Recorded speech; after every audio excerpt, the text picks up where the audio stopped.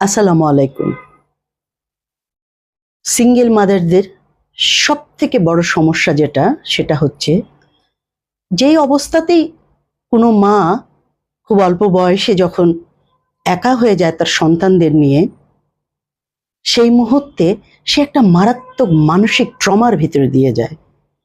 সেই মুহূর্তে তার একটা কথাই শুধু বারবার মনে পড়ে, মনে হয়, আমি কেন কেন আমি?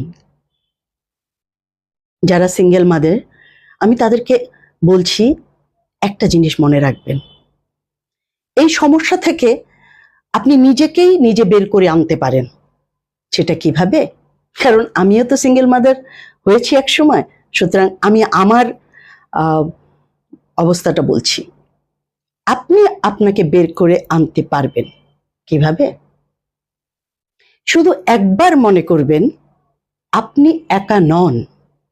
আপনার মতো অনেকেই আপনার পূর্বে, আপনার সময়, আপনার পরে এরকম অনেক মেয়ে একাকী মা হয়ে যাবে, মা হয়ে গিয়েছিল, মা হয়ে যাচ্ছে এবং একাকী মা হয়ে যাবে।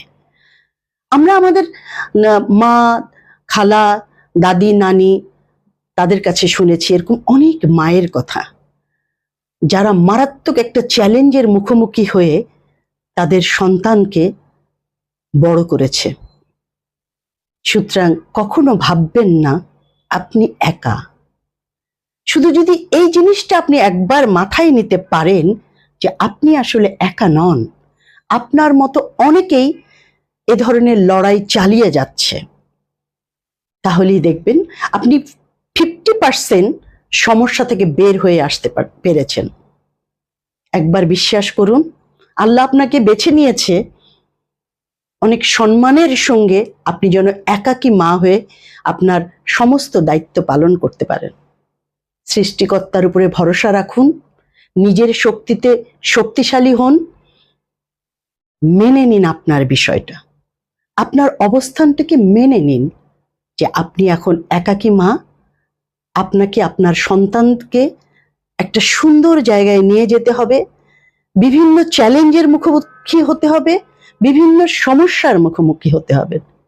আপনি যদি এই সত্যটুকু মেনে নিতে পারেন, আপনার অনেক সমস্যা কমে গেল। অনেক না, একদম 50% সমস্যা কমে গেল। তাই নিজেকে সাহায্য করুন। আর আপনাদেরকে বলছি, পরিবার, সমাজ, বন্ধু বান্ধবদেরকে বলছি, প্লিজ আপনারা পাশে দাঁড়ান।